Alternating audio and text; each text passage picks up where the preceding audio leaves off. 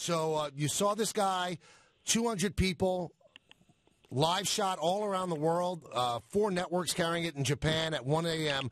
How do you think he handled himself? I thought he did fine. I mean, it was, that's a layup compared to, obviously, pitching in a packed house at Yankee Stadium against the Boston Red Sox. So that stuff is all, I think, easy peasy compared to what lies ahead. Now, when you're checking him out, obviously you're going to check out psychological along with physical. How is the Japanese media and how are the Japanese fans compared to how they are in New York? Do they get on the athlete? Do they boo the athlete? Do they question the athlete like they do here in the States? Wow, I've never been asked that. I don't think so. I've been over there in the stands. I think the Japanese press, have the newspapers contain a lot of inaccurate stuff that gets thrown around. And there's a lot of inaccuracies maybe in sometimes the sports coverage. But in terms of the stands and stuff, I think everything's more cheerful, and I think there's more of a Latin American vibe where if you're down at Winter Ball and they have organized cheers where the entire stadium participates in a specific fight song for that particular home team and stuff like that. But no, I think it's not as I don't think I remember ever hearing any booing when I was over in Japan at any of the ballparks. In games that obviously we weren't participating in. So. Now, Brian, you got some criticism from something you said last week, and I think it was misinterpreted when you said we're expecting him to be a number 3. Now, I think over the long haul, you expect him to be more, but you guys are slotting him in at 3 just to start him off that way. Did I interpret it the right way, or am I wrong? I think it's a hybrid. I think at first the conversation was about, do we expect them to pitch to the front end right in the beginning, and then we talked about the obvious reasons why that wouldn't be the case.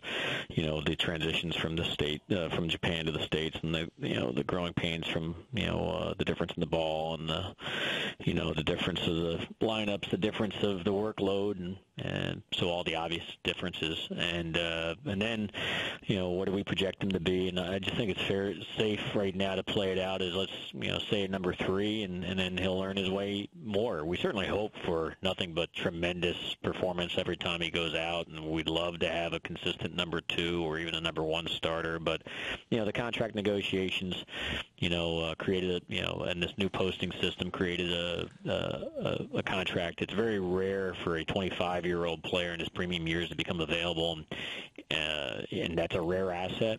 Especially a starting pitching asset to hit the open market, and the contract number that it produced with the competitive bidding, is going to create expectations. So I'm just trying to make sure that we, communicate honestly with our fan base, that care the most about our team through our media, which is, hey, there's some growing pains, some adjustments, and so let's try to tamper down what the expectations are and not equate it to what the contracts, is creating. It's probably not realistic on my part, but that's the intent and effort is just try to. Everybody's excited to have him, and we are too, and we're excited to have Ellsbury, and we're excited to have McCann and Beltran along with Tanaka and Thornton and anybody else that can come in along with the current cast of guys we have. Let's let him take his steps in the right direction before he's anointed anything.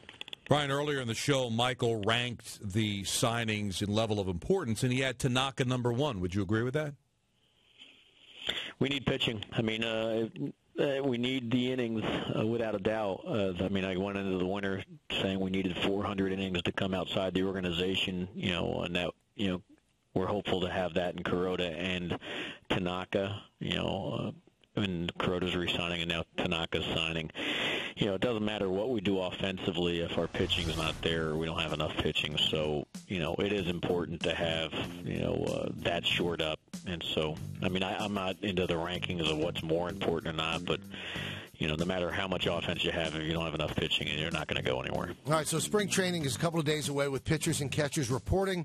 As you head into Tampa, Brian, what is your biggest concern right now with this team? What are you most concerned about and looking at? Our infield and our bullpen. How's our bullpen going to slot out? We lost obviously Mariano Rivera. So David Robertson's going to take a shot at that, and then who slots in? As long as Robertson handles it and stays healthy, and then how's the rest of it shake out? We lost Boone Logan, we lost Mariano Rivera.